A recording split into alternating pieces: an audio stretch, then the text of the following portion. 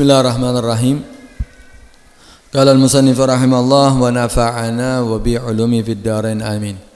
Qala radhiyallahu anhu ajhalul jahilin man tazidul ma'rifah bi sa'ati rahmatillah jur'atan ala ma'asi.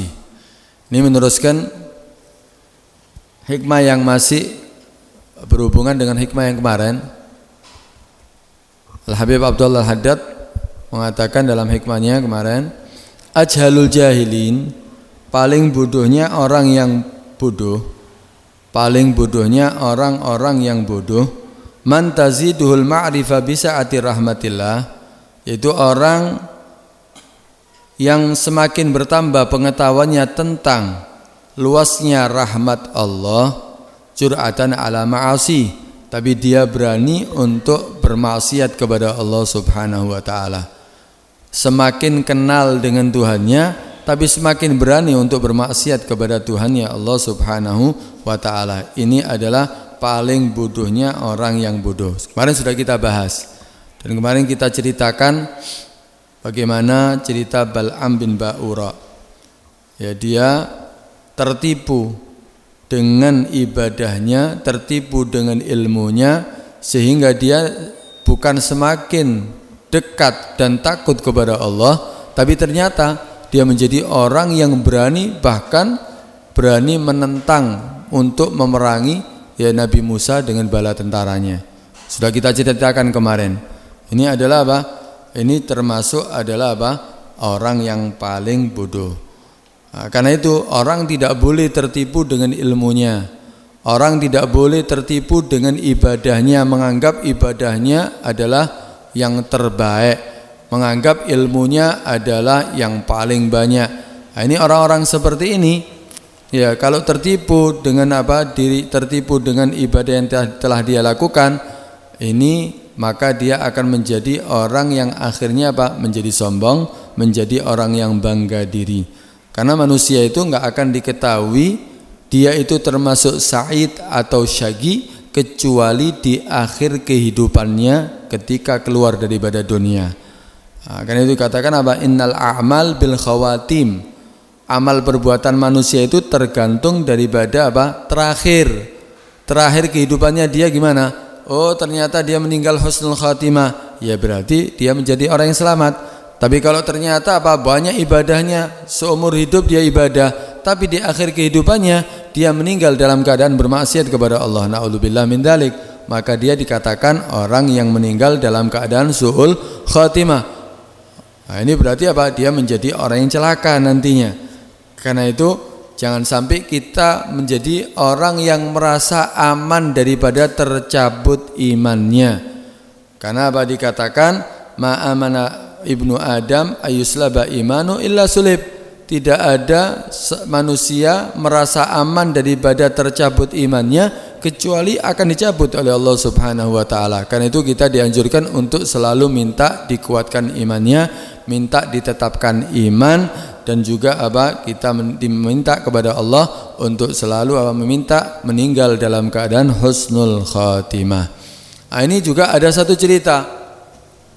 Ini padahal ahli ibadah, hebat ibadahnya, tapi ternyata dia menganggap ya rahmat Allah, ya, dia mengenal Tuhannya, mengenal dengan rahmat Allah, luasnya rahmat Allah, dia semakin kenal dengan Tuhannya, tapi ternyata dia menjadi orang yang berani bermaksiat kepada Allah Subhanahu wa ta'ala.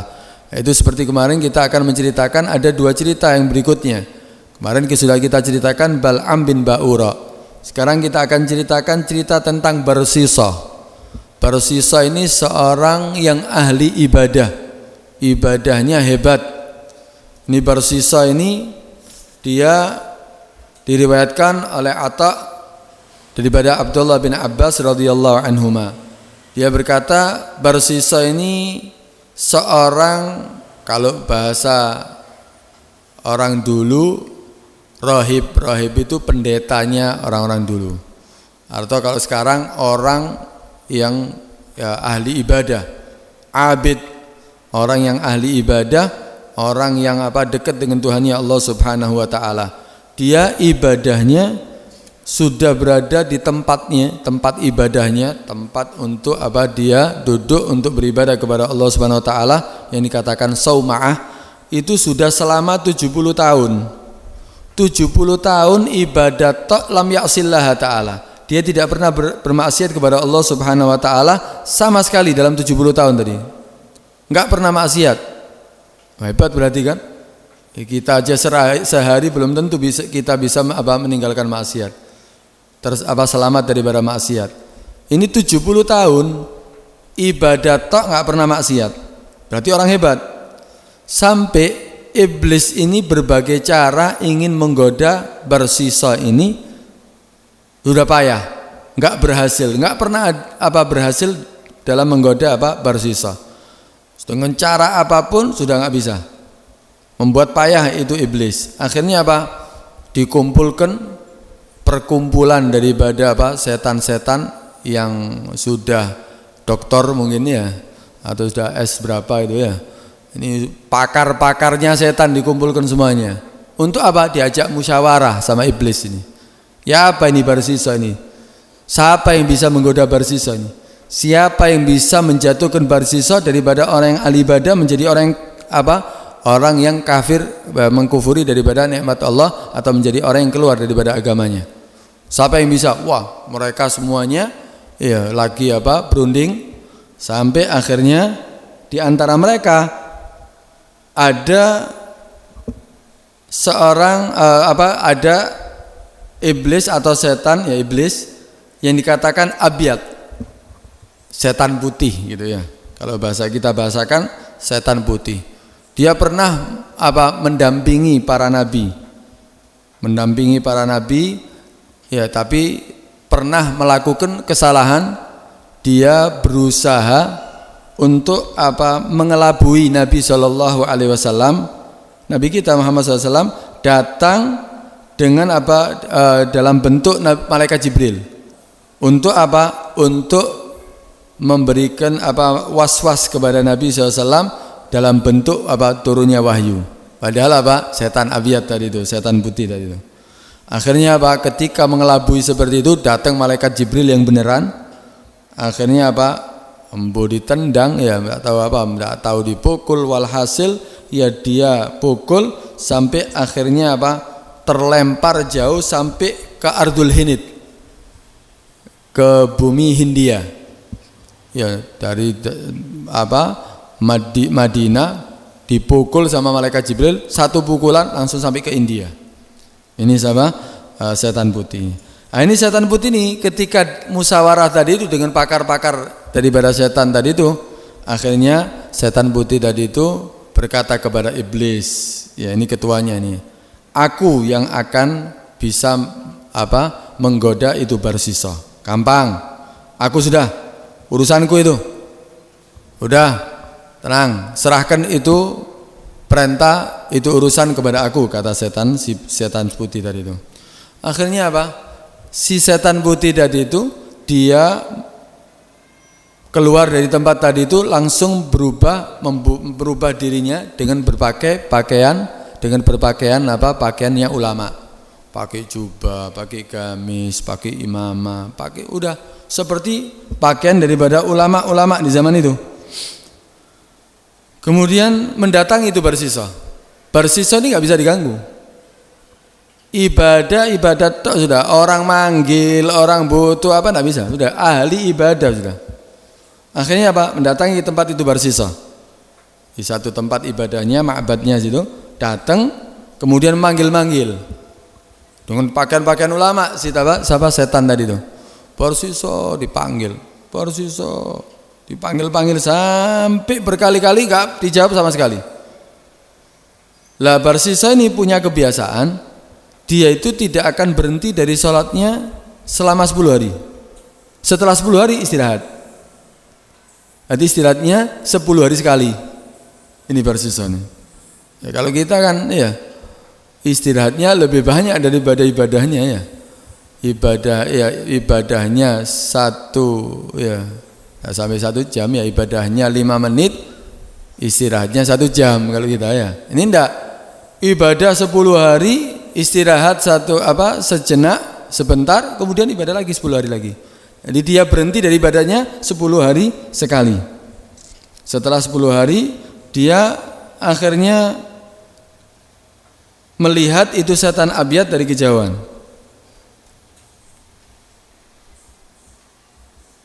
Ketika dilihat, ya berkali-kali tadi itu memanggil si setan putih itu nggak dijawab.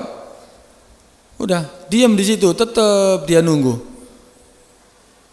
Akhirnya si setan tadi itu karena manggil-manggil nggak menjawab si Barsisa, akhirnya pura-pura sholat dia di luar tempat ibadahnya. Tapi kelihatan si Barsisa ibadah, dia ikut ibadah. Akhirnya setelah 10 hari tadi itu menoleh, dilihat, ya Allah, kasihan si orang tadi. Ini mulai 10 hari yang lalu nih panggil-panggil aku enggak menjawab, ternyata dia orang, ya kelihatannya hayatnya, bentuknya daripada orang yang baik. Sholat lagi, merasa apa? Menyesal. Si Barsisa tadi apa? Merasa menyesal. Akhirnya dipanggil si setan putih tadi yang menyerupa daripada orang yang baik tadi itu. Innaka hina nadaitani kuntu musyahilan angka fama hajatuk. Ya, aku tadi kamu panggil-panggil aku tadi dalam keadaan ibadah, sibuk aku dengan ibadah. Aku minta maaf, apa perlunya kamu? Kamu datang memanggil-manggil aku ini untuk apa? Perlunya kamu untuk apa? Akhirnya dia si setan mengatakan, hajati anni ahbabtu an akuna ma'ak. Aku ini keperluanku, aku ini sebetulnya kepingin bergabung dengan kamu.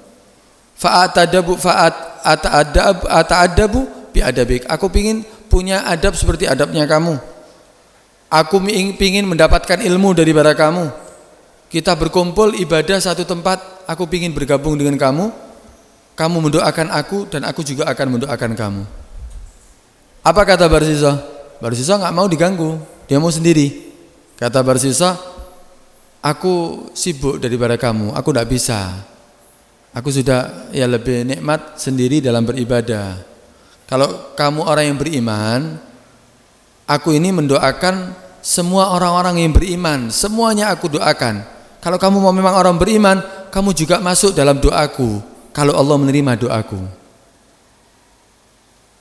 Udah.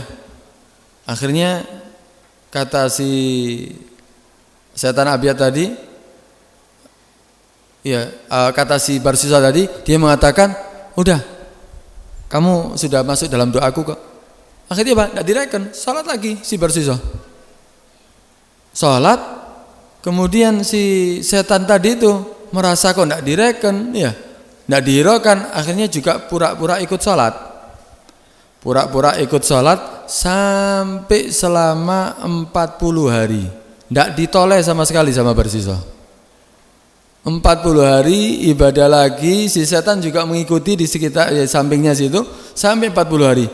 Sampai 40 hari, akhirnya setelah 40 hari Barsisa tadi itu melihat, ya kelihatan kan, melihat kok semangat ini orang. Ibadahnya juga mengikuti daripada ibadahku. Dia tidak merasa payah sebagaimana aku tidak merasa payah. Wah, kasihan juga ini. Akhirnya dipanggil lagi, Mahajatuk, apa kebutuhan kamu ini? Perlunya kamu kepada aku untuk apa? Aku kepingin kamu memberi aku izin untuk ikut bergabung ibadah dengan kamu. Jadi dia agak di luar. Aku pingin bergabung di tempat kamu. Di atas tempat ibadahnya Barsisa. Akhirnya udah, kata si Barsisa tadi melihat ini orang juga semangat beribadah. Mungkin dia akan menambah semangatnya Barsisa. Karena ada barengnya. Ya karena ada teman untuk bareng dalam ibadah, lebih semangat. Udah dah, naik kamu. Dikasih izin untuk naik ke tempat ibadahnya daripada Barsisa. Selama 1 tahun beribadah dengan Barsisa, ini dan iblis ini tujuannya tetap tujuannya tidak akan berubah. Dia ingin mencelakakan Barsisa, tapi dia rela ikut beribadah, ikut bergabung dengan Barsisa selama 1 tahun. Dan sebelumnya sudah berapa hari itu? Ikut beribadah dengan Barsisa selama 1 tahun tidak merasa payah. Setiap 40 hari istirahat. Bahkan tidak jarang sampai 80 hari baru istirahat. Udah. Akhirnya setelah 1 tahun berlalu, akhirnya si setan tadi itu ya, ketika melihat si Barsisa melihat daripada setan tadi itu kok semangat dalam beribadah kepada Allah Subhanahu wa taala, hebat ibadahnya kepada Allah Subhanahu wa taala, akhirnya ya dia merasa kagum terhadap setan putih tadi itu. Wah, hebat ini orang. Akhirnya setan putih tadi berkata, mulai dah berkata kepada Barsisa, Barsisa, aku mau pergi sekarang. Aku sudah, alhamdulillah ya sudah ibadah dengan kamu ini sudah tuh, alhamdulillah. Aku akan pergi dari tempat ini. Aku punya teman selain kamu sebetulnya. Tapi temanku ini, aku mengira kamu ini orang yang paling hebat dalam beribadah. Tapi ternyata apa? Bukan seperti yang aku lihat, masih kalah dengan temanku yang satunya. Karena itu aku mau bergabung dengan dia aja. Jadi Barsisa ya sudah merasa senang dengan bergabungnya si setan tadi itu dengan dia untuk ibadah. Tapi setan tadi mau pergi dengan alasan ada temannya yang lebih hebat ibadahnya daripada Barsisa. Karena itu aku mau pergi. Akhirnya si Barsisa tadi itu merasa keberatan. Ya merasa keberatan, ya kenapa? Senang dengan dibarengi tadi sama-sama ibadah. Udah kamu di sini aja. Udah, saya akan pergi ke teman saya situ. Ya dia lebih semangat ibadahnya, lebih hebat. Tapi sebelum aku pergi, kata si setan tadi itu, aku akan memberikan kepada kamu doa-doa. Aku ajarkan kepada kamu doa-doa tadi itu. Kamu mendoakan doa ini, ya ini doa yang terbaik. Ini doa yang terbaik. Dengan doa yang aku akan ajarkan kepada kamu ini, kamu akan bisa menyembuhkan orang yang sakit. Kamu akan bisa menyembuhkan orang yang kena diuji oleh Allah Subhanahu wa taala. Kamu akan bisa menyadarkan orang, bahkan orang yang gila sekalipun. Kata Barsisa, enggak usah. Aku tidak mau nanti akhirnya orang banyak berdatangan ke tempat ini, akhirnya menyibukkan aku daripada beribadah kepada Allah. Enggak usah. Udah, enggak apa-apa. Kamu tak kasih aja ini doa. Kasih doa, diajarkan itu doa tadi. Akhirnya setelah diajarkan itu doa, udah pergi itu iblis. Apa si setan abyad tadi itu? Pergi menghadap kepada iblis. Apa jawaban daripada setan putih tadi? Wallahi qad ahlaktu rajul. Wis, demi Allah, aku sudah mulai menghancurkan ini si Barsisa tadi. Tak lagi dah, kamu lihat berapa lama ini Barsisa sudah akan lepas daripada ibadahnya dan dia mungkin akan menjadi orang yang kafir. Udah. Si setan putih tadi mulai melaksanakan daripada rencana jeleknya dia. Pergi ke satu orang lelaki, merasuki seorang laki tadi sampai jadi orang gila. Jadi ada orang laki dibuat gila sama si setan putih tadi. Kesurupan sampai gila. Akhirnya dia si setan tadi itu menyerupa dengan seorang yang seakan-akan ingin mengobati daripada orang gila tadi itu. Wah, datang. Aku akan mengobati ini orang. Dilihat, wah, ini sulit ini. Ini gak akan bisa sembuh ini daripada gilanya kecuali kamu bawa kepada seorang yang lebih hebat daripada aku. Di mana dia? Dikenalkan, dikasih tahu di tempatnya Barsisa. Udah kamu datang sana, dia mendoakan saja insya Allah sembuh daripada gilanya. Udah kamu berangkat ke sana. Berangkat si orang tadi itu, berangkat ke tempatnya Barsisa. Akhirnya ya sudah, orang di depan rumahnya akhirnya diobati, dibacakan doa tadi. Subhanallah, dibacakan doa langsung sembuh daripada gilanya. Ya ajarannya daripada setan putih tadi itu. Udah tidak lama datang. Ya ini ngabarkan kepada manusia ini. Setelah bisa menyembuhkan tadi itu, wah ada seorang yang pintar bisa menyembuhkan, mulai terkenal. Setelah itu datang kepada seorang perempuan. Si setan putih ini mulai datang kepada seorang perempuan yang cantik. Dia punya 3 saudara. Kemudian ini semuanya anak-anak daripada dulunya abahnya seorang raja. Nah, setelah meninggal orang tuanya digantikan oleh saudaranya, pamannya, berarti pamannya si perempuan ini. Pamannya menjadi raja. Lah si perempuan ini dirasuki oleh setan tadi itu, oleh jin tadi itu, ya kerasukan sampai sudah kadang-kadang dia pingsan, sering kali pingsan. Datang setan putih tadi menyerupa seorang yang bisa menyembuhkan seorang dokter lah, tabib. Datang kepada keluarga situ. Udah, boleh aku mengobati ini perempuan? Oh silakan. Oh sudah berbulan-bulan ini dalam keadaan sakit seperti itu. Udah, coba dilihat. Wah, ini kata setan putih ini telah kerasukan daripada setan yang tidak bisa mungkin untuk bisa dikeluarkan kecuali aku bisa memberitahu kepada kamu ada seorang yang kamu bisa percaya dengan dia dan kamu obatkan kepada dia. Tapi dia mungkin sulit. Nah, Barsiso ini sudah terkenal di mana-mana. Siapa dia? Barsiso. Wah, siapa mau naruh di tempat dia? Dia sibuk ibadah, nggak mungkin akan mengobati daripada adik perempuan kita. Udah gini aja, kamu coba datangi dia. Kalau memang dia mau ngobati, ya sudah. Kalau nggak mau ngobati, biarkan kamu bangun tempat, anak seorang raja, bangun tempat di samping persis daripada tempat ibadahnya Barsiso. Taruh aja di situ sudah. Ya biarkan, ya paling enggak kena kecipratan keberkahannya, insya Allah, ya Allah akan sembuhkan. Wah pintar ini iblis ini ya, si setan tadi itu. Udah, datangi kepada si Barsiso tadi itu dengan saudaranya dan perempuan tadi itu. Ini aku datang kepada dengan adik perempuanku ini, dia dalam keadaan sakit, ya dia selalu pingsan. Mungkin kamu bisa mengobatinya. Akhirnya kata si Barsiso, aduh aku enggak bisa, jangan jangan dibawa ke sini sudah. Saya enggak bisa, sibuk, bawa ke tempat lain aja. Enggak mau si Barsiso.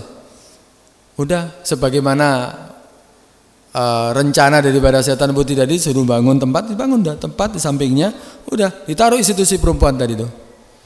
Akhirnya satu saat di kanan enggak tega, pingsan terus. Akhirnya datangi sama Barsiso, diobati, dibacakan itu doa, sembuh.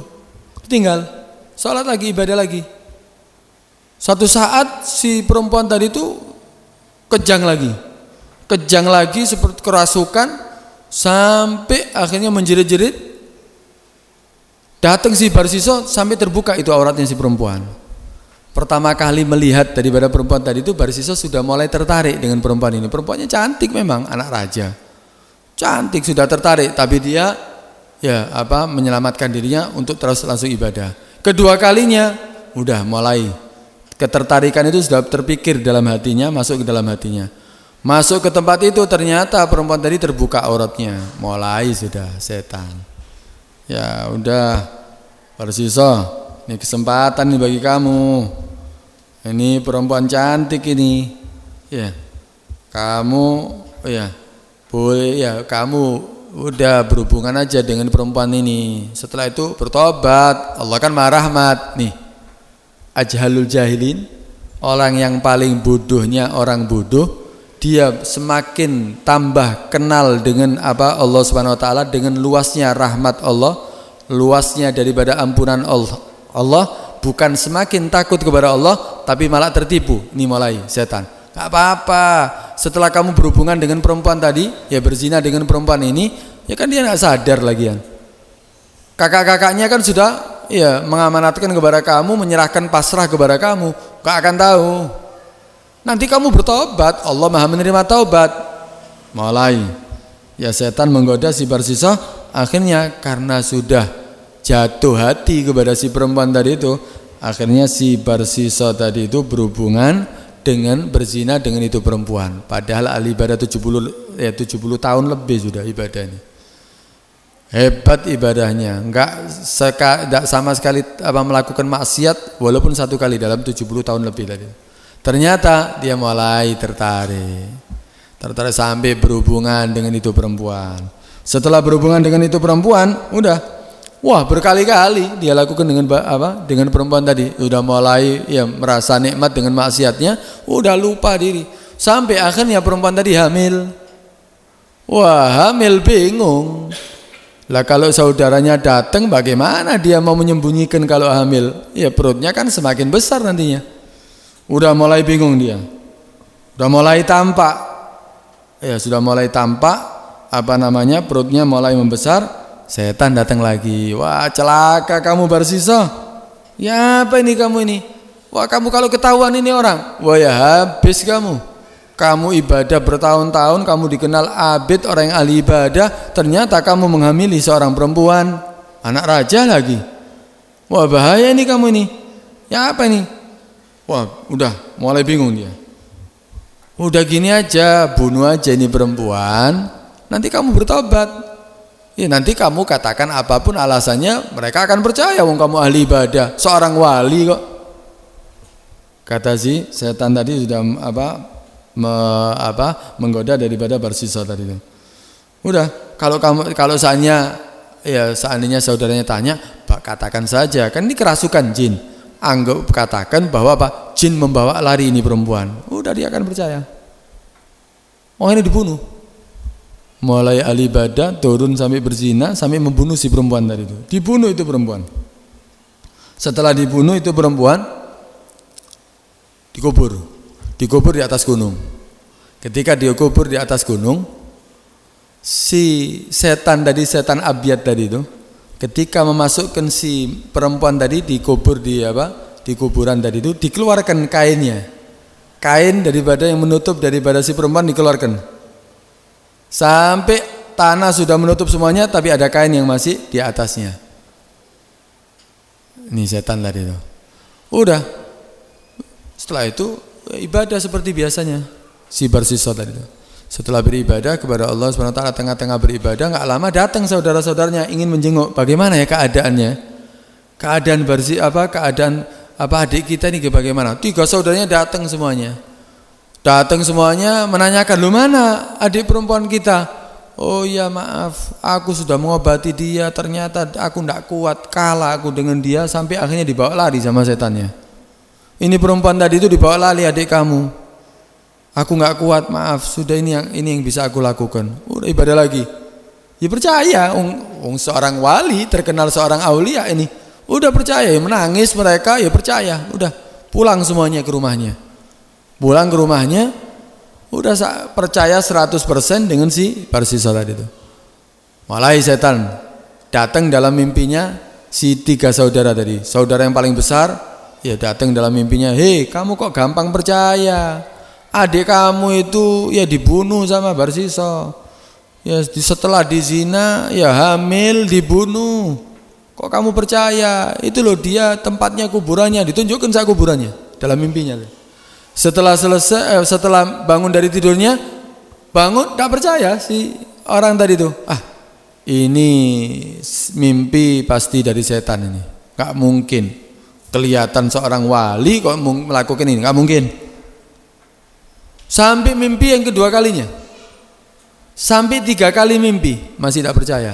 Di saat yang sama, saudara yang tengah-tengah, adiknya daripada yang paling besar, mimpi serupa dengan mimpi daripada yang paling besar tadi. Saudara yang ketiga juga sama, mimpi juga sama, sampai berkali-kali mimpi. Akhirnya saudara yang paling kecil ngomong sama saudaranya, "Aku mimpi gini-gini." "Loh, aku juga mimpi, malah berhari-hari setiap malam aku mimpi seperti itu." Aku juga, semuanya 3 saudara ternyata mimpi. Datang lagi kepada Barsiso. "Barsiso, mana adikku? Apa yang terjadi kepada adik kita?" Akhirnya kata si Barsiso, "Loh kamu ini tidak percaya dengan aku? Kamu curiga dengan aku?"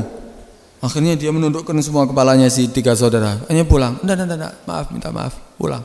Wah ini dari setan ini mungkin sengaja ingin mencelakai Barsiso. Udah enggak usah, udah. Ini mimpi dari setan, enggak percaya. Mimpi lagi, "Kamu enggak tahu kuburannya, coba kamu pastikan itu kuburannya. Kuburannya di tempat ini, tunjukkan." Akhirnya 3 saudara tadi itu datang ke kuburannya. Benar, ditunjukkan sesuai dengan isyarat tadi dalam mimpinya. Digali kuburannya, ada bekas daripada tusukan, ada bekas daripada hamilnya si perempuan tadi itu. Walhasil ketahuan. Pulang bawa orang-orang yang banyak, mereka bawa kapak, bawa pacul, bawa semuanya.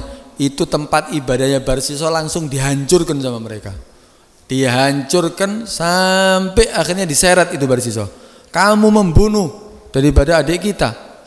Ditunjukkan buktinya semuanya, akhirnya dibawa ke raja. Rajanya pamannya daripada mereka. Ini telah membunuh keponakan kamu, ya adik daripada adik kita semuanya, ya dia telah melakukan ini. Akhirnya udah dihukum dipancung. Dipancung, dalam keadaan dipancung, si siapa tadi itu, si setan tadi datang lagi kepada apa? Kepada Barsiso. Datang kepada Barsiso sambil mengatakan, Barsiso, udah akui aja, kamu itu sudah melakukan dosa besar, kamu membunuh itu perempuan, kamu berzina, kemudian kamu masih mengingkari semuanya. Udah akui aja kesalahan kamu. Akui bahwa kamu melakukan itu semuanya. Akui kepada raja tadi itu.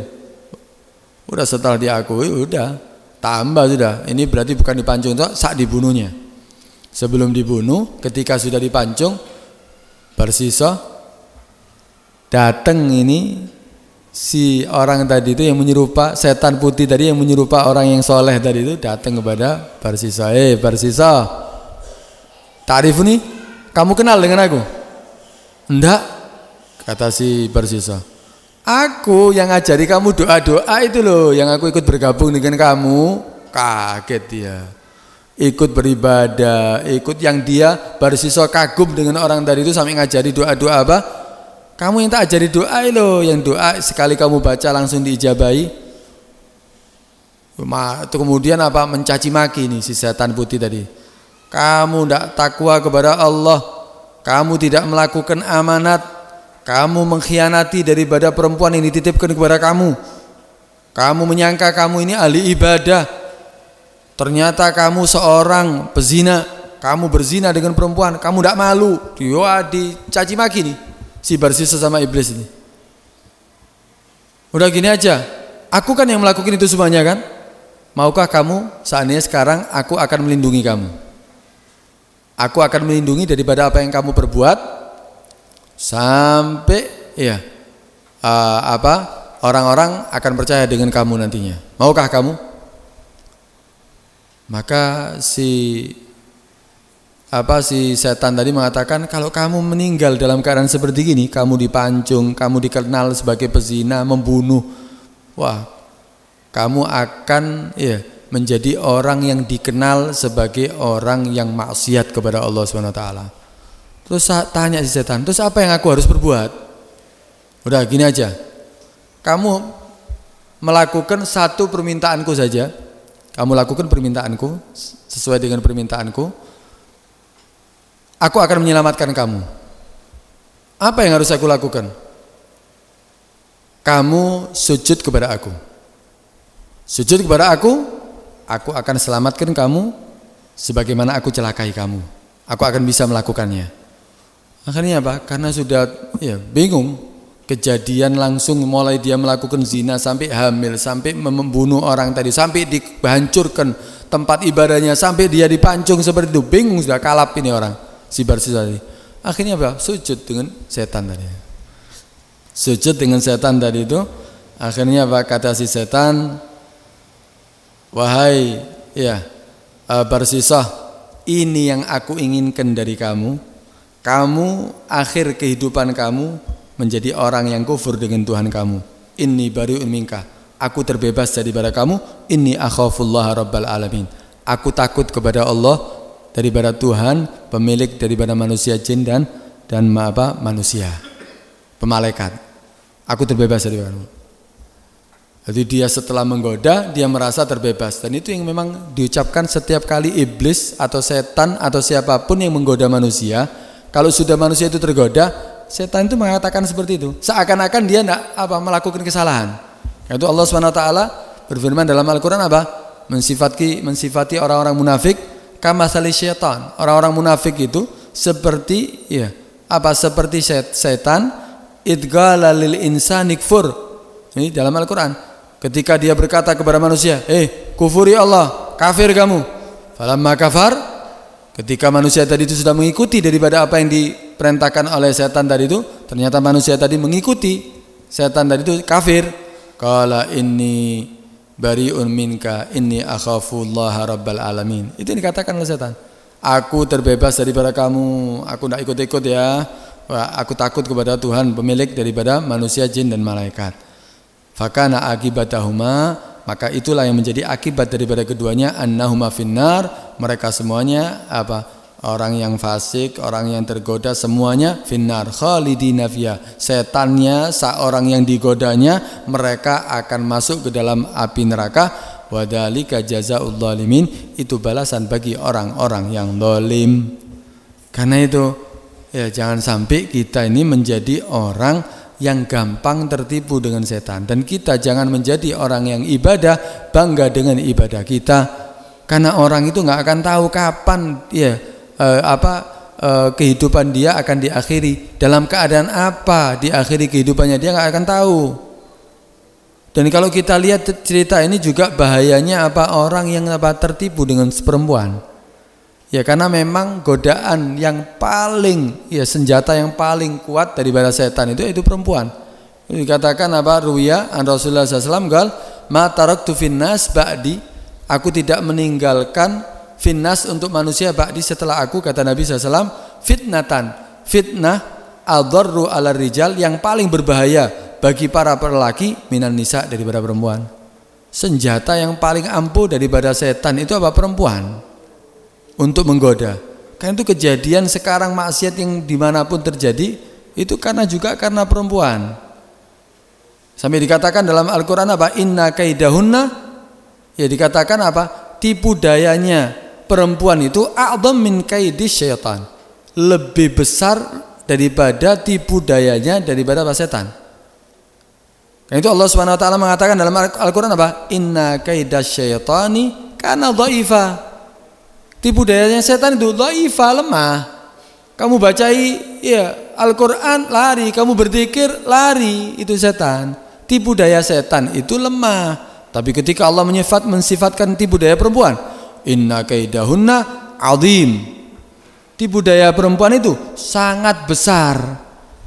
Karena itu jangan sampai kita sampai terjerumus kepada fitnah daripada perempuan. Fitnah daripada perempuan ya. Karena itu jangan sampai kita melihat perempuan dengan syahwat. Jangan sampai mulai kita berhubungan dengan perempuan. Oh ndak cuma nasihat tok, oh mari ngono. Oh cuma ini tok, bantu tok, oh mari ngono. Karena itu hati-hati.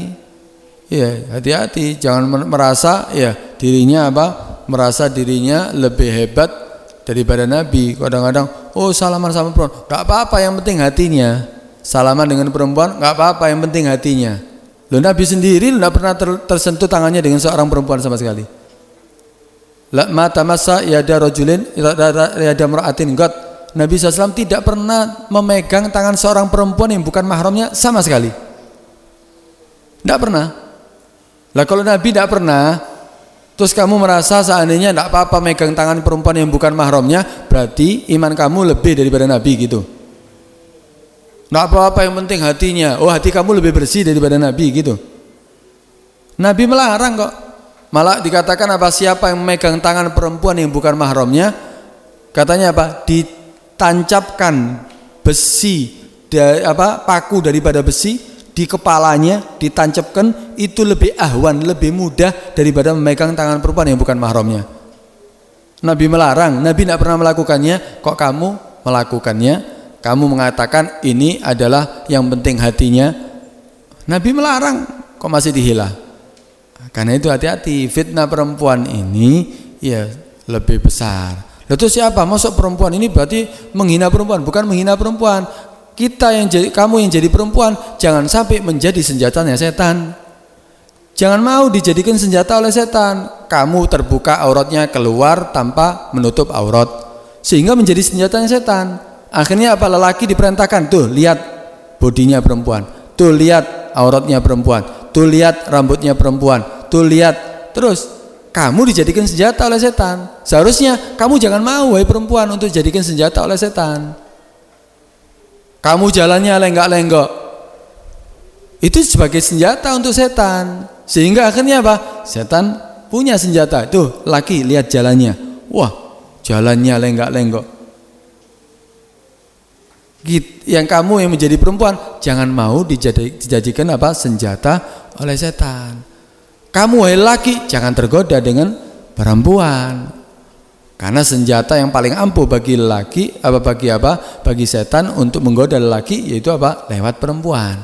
Nah, ini kalau mereka si perempuannya bisa menjaga diri, tidak banyak keluar rumah. Kalaupun keluar rumah karena kebutuhan itu pun menutup auratnya. Ketika dia ngomong tidak dilembut-lembutkan suaranya.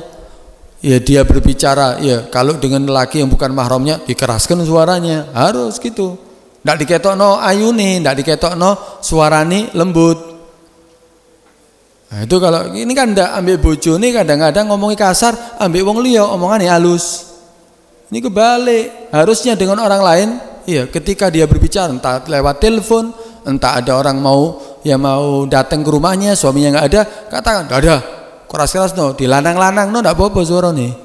Harusnya seperti itu. Ini ndak, di ambek wong liya kadang-kadang dilembutkan suaranya, ambek bojone, waduh, kok beldek suaranya. Nah, ini terbalik. Nah, ini harusnya apa? Perempuan menjaga dirinya, jangan sampai aku dijadikan oleh sebagai senjata oleh setan. Seorang laki, hati-hati wong wedok.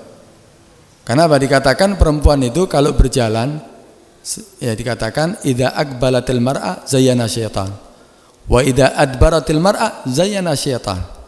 Perempuan itu kalau berjalan di depannya, berjalan menghampirinya, dia berjalan papasan dengan seorang perempuan, zayyana syaitan, dihiasi sama setan. Deloken wajahe, deloken bodine sing ngarepe, deloken ini terus gitu. Dihiasi sama setan, sehingga apa? Pingin lihat, pingin terus menatap, pingin terus nanti kenalan, terus sampai terjadi perzinahan. Wa idza adbaratil mar'ah, kalau perempuan di belakang, ya kamu di belakang perempuan, maka apa? Zaina syaitan, juga dihiasi sama setan. Deloken budine itu komburi, deloken melakuni, lihat ininya, lihat itunya, lihat terus sampai akhirnya dia tertipu. Itu sudah menjadi senjata paling ampuh daripada setan. Padahal sing di omahe luwe sempurna, lebih bagus, lebih halal, lebih bersih. Tapi subhanallah, sing elek ae ketok ayu. Dihiasi kok memang sama setan. Welek kadang-kadang. Endi? Zina endi? Iki. Ya Allah, kok kolu? Ndak ayu, ndak apa sakjane. Dihiasi memang sama setan. Yang di rumahnya sing halal, sing bersih, pegang ribut terus. Nah, karena itu hati-hati, senjata yang paling ampuh daripada